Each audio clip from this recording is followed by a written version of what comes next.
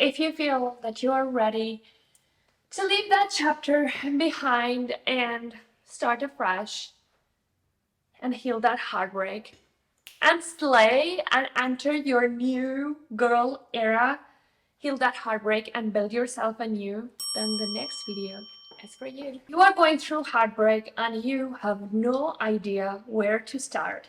This video will give you 3 simple steps to overcome heartbreak. You do not have to push yourself to change your life, become a millionaire. No, it is very realistic, very gentle baby steps that you can take today to slowly transition and get back to your normal life. The first thing that I want you to do is give yourself time. I know your friends are saying, oh, just block him, just forget him, just move on. He's not good for you. I understand. I understand that. But know that you can take your own space. It's okay to give your heart a little bit more time to catch up with what your brain already knows. Don't beat yourself for not being able to heal like in a week. Don't feel guilty for not seeing the red flags. Don't feel like I am going to close myself to any other opportunity. No, just feel the feelings that you are feeling.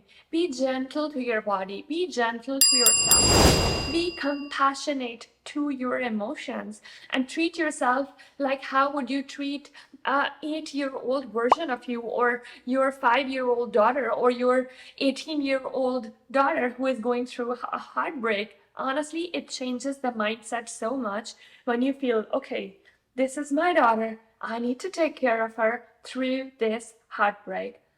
I dress her in nice clothes. I comb her hair. I write beautiful letters for her. I will cook nice meals for her. And that gives you so much compassion, because honestly, this is not about who is going to get over the earliest, who is going to redesign. Like, it is all going to be very artificial if you think that you can just wake up one day and you can just redesign and forget him, even though whatever happened was just 5 days ago. It is not going to happen, and you are not going to just forget everything of 2 months in 5 days. Like, it's not possible. One thing that you can definitely do, which is to write a pros and cons list. What really is happening right now is that your heart is not catching up with your brain. Your brain knows you should not go back. You should have some self-respect. He is not the one for you, but your heart is hurting. Your heart is attached. Your heart misses him. Your heart just wants to call him and hear his voice. Like, your heart feels like this, and it is completely normal. So what I want you to do is to write a pros and cons list. And trust me, it seems a little stupid. Oh my God, I'm gonna write a pros and cons list. And in this list, I want you to write every single red flag, eating or anything that he said which didn't sit well with your emotions, or it hurt you, or you felt it is not in line with the person you want to be with. And trust me, like, when you do this pros and cons list, you might be able to fill literally 6 pages or plus with the cons, but with the positives, you might not even have a 1 page, and you will be like, oh my God. So it is really important that you take what is in your brain and put it on a paper. What was he even bringing in the relationship? And what were the cons? What were the things that hurt you? What were the things which were a mismatch with your value system? And understanding that is going to help you. I'm not going to say first day you will be like, okay, yeah, now I'm over. Khalas. No, it's not gonna happen. But I feel as you go through this process, you are going to know, okay, this was not right, this was not right. And when you keep rereading, somewhere along the way, maybe in a month or 2 months, you will be able to convince your heart. Here, I want to share a very beautiful quote. And I was thinking, like, how can a person go through heartbreak? Like, your friends don't get you, your parents don't get you, Of course, your colleagues don't get you. So how do you actually go through this? And I realized, and I read this, and it was, there is only one way to go through heartbreak, and that is to go right through it. No matter how much it hurts, no matter how much you feel like you're falling apart, no matter how much you have this urge to run away, just gracefully go through with it. And once you are out the other end, you're going to realize that I was brave. I am brave. And what I did was, wow, like that was crazy strength. While you are in this journaling exercise, I also want you to write 3 things that he did for you. And these 3 things have to be exceptional. You cannot write the bare minimum. So what are the 3 things that you can recall that he did for you, which make you feel like this? And honestly, you cannot include anything which is a bare minimum. So for example, it was your birthday and he got you chocolates, or you were not feeling that well and he called you and reassured you. Or it can be you were feeling like you have self-doubt and he reassured you. Like, these are the bare minimum. This is actually under the bare minimum. So what were, like, if you can even recall 3 things that were above and beyond that he did for you, you will realize that he did not even extend his sleeping hour for you. So anything else would just be a scam. So you need to write 3 things that he did for you which were not the bare minimum. And if you cannot find it, then there is your answer. The second step, and honestly, it comes after the first one, because once you have done the first one for a week, 2 weeks, then this step comes, and it is going to be very, very difficult, and it is going to take some courage, which is, we're going to shut the door tightly. Like, we are going to close this door. There is no more coming back or going to him. It's over. Like, it's done. Block, delete, curse, end it. And you're not going back, and he's not coming back, and nothing that he say will change your mind. Nothing in the world is going to change it, and that is done. Done and dusted, and time to move on.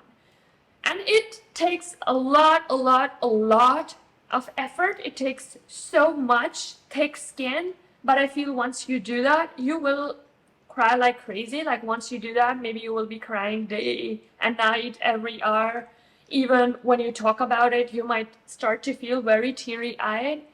But know that the sooner you close the door, the sooner you can start healing, because otherwise it's like having a wound and scratching it every single day thinking, did he message, did he message, did he message? It's been a week, he's not going to message. So close this door, shut it tight, do not look for closure. I know as girls, we really want this last conversation, this final goodbye, the closure. We need to ask, why did you do this to me? Was I not worth fighting for? Did you not care? Did no, like, the words you said to me, the way you acted, the I miss you, the I like you, did it not matter to you? Was I not good enough? Were you lying to me? Am I not worthy? Am I not worth fighting for? Baby girl, baby girl. The disrespect was the closure. There is no reason to go back to him and ask him, oh, but why were you so warm to me? And then the next day you turned so cold. You didn't even care if I had 102 fever. You didn't even care if I was crying. I couldn't sleep. I still cried myself. And he didn't care. The disrespect was the closure. Do you want the father of your children to be the person who doesn't care? He sleeps peacefully while you were crying your eyes out. He slept peacefully while you had fever for 3 days. Girl, girl, girl, girl. Snap out of it. Like, legit snap out of it. It is nothing in the world that he says is going to change the disrespect that he showed to you. And you definitely should value yourself enough to know that the disrespect was the closure. Him not caring about you was the closure. Him not checking up on you was the closure. Him not giving a shit if you are crying with fever. Him not explaining things to you was the closure. Him ghosting you for 5 days was the closure. That disrespect was the closure. Shut it tight, and do not look back. Delete, block, bump. And the third step is finally, slowly and gradually bring the focus back to you. It is very, very easy to get lost in the other person. If you're still lost in the other person and thinking about them while you watch another video, play a new song, go to any place, and you're still thinking about them, they still have so much power over you. If you're watching a video on narcissism and thinking, okay, he had this sign, and this sign of narcissism. If you're watching, oh my God, he was OCD. Oh my God, he must have broken the heart of other girls like that. Oh my God, he has all the signs of a player. Oh my God, he lied to me at that time and that time and that time. Oh my God, he contradicted his own words at this point, at this point, at this point.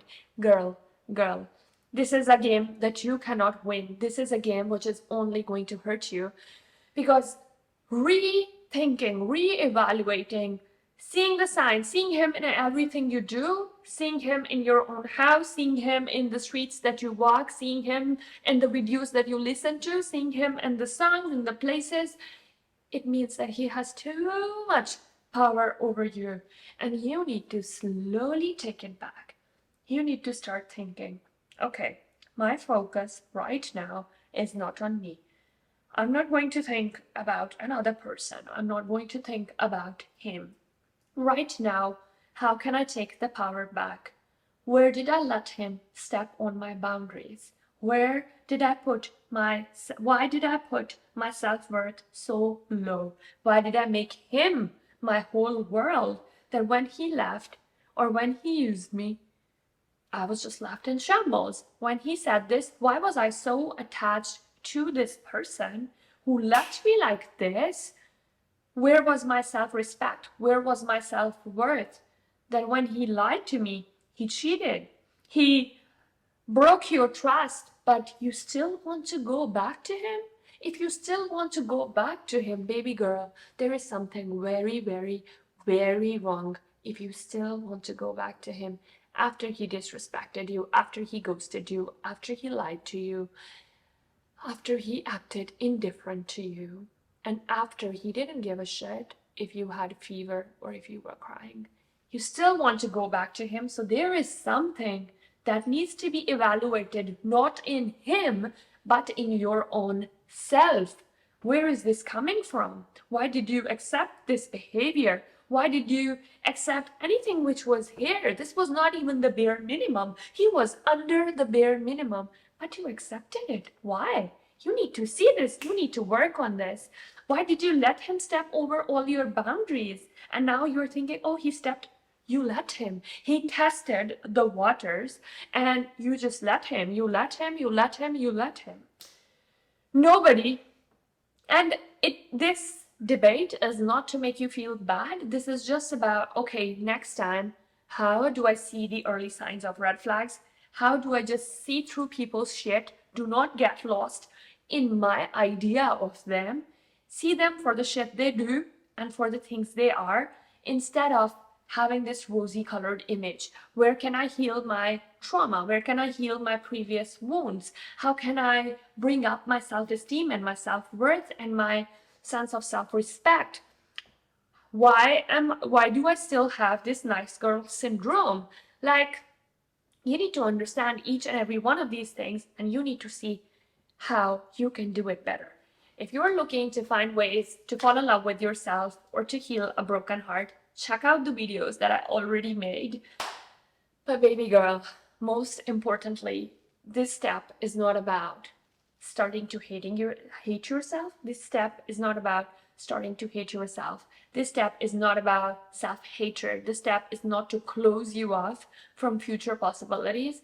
This step is more about a step back and a step in to understand, how can I do things better? How can I do things differently? How can I be a high value woman?